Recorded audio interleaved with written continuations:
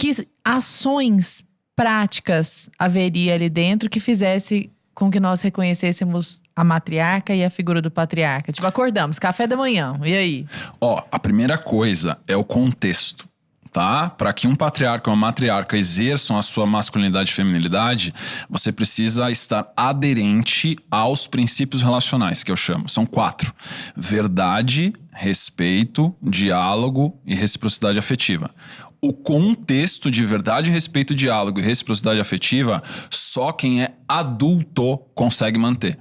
Pessoas que não atingiram o estado psíquico da maioridade não conseguem manter verdade, respeito, diálogo e reciprocidade afetiva. Eles pecam em algum desses. Ou eles ferem o princípio da verdade, com mentiras, com simpatia, com querer agradar, ou com traição, deslealdade mesmo, infidelidade.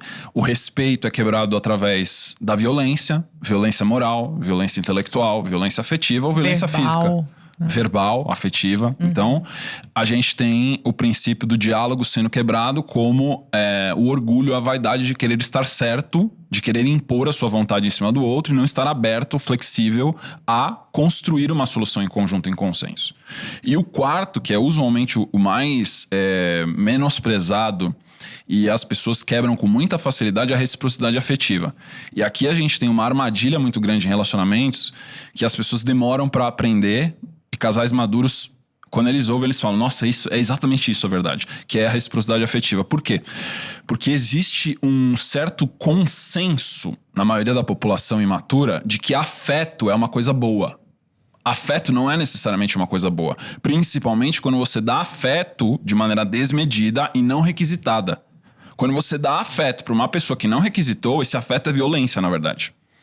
O que seria uma demonstração, assim, prática desse afeto? Uma melosidade, você ficar em cima da pessoa. Você dá, por exemplo, você querer ser carinhoso com o seu marido ou com a sua esposa quando você quer e não quando o outro está disposto a receber. Então, por exemplo, você está trabalhando, você está no seu escritório lá, você está fazendo um roteiro de um livro, de um podcast que seja, e o seu marido está num momento de carência afetiva e ele interrompe o seu processo intelectual, que você está ali naquele ambiente seguro seu de trabalho, e ele quer ter uma interação afetiva com você naquele momento porque ele necessita daquilo. Ele não perguntou se você quer, ele não viu se você está disponível, ele simplesmente ignorou a sua linguagem corporal e facial e ele foi lá interagir te dando afeto. Essa é uma interação clássica de violência afetiva. Entendi. E aí muitas vezes você fala assim: meu amor, agora não. Depois a gente fala. E a pessoa insiste porque ela acha que afeto é uma coisa sempre boa. Afeto não é incondicionalmente positivo.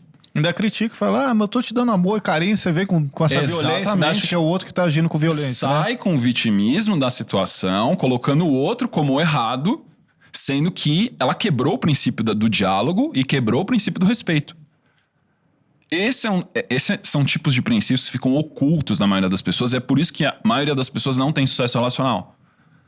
Porque na hora que ela percebe que o cônjuge não quer interagir afetivamente naquele momento, o que eu faço como um cônjuge que ama?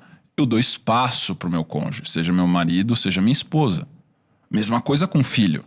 Se você chegar numa criança pequenininha e você começar a ficar meloso, apertando, o que a criança faz? Sai daqui, pai. Tipo, a própria criança tem esse instinto de que afeto demais e não requisitado, ela não quer. Isso é natural do ser humano. Isso significa que a pessoa, quando ela projeta a carência afetiva dela em outros seres humanos, ela está tendendo ao fracasso em relacionamentos.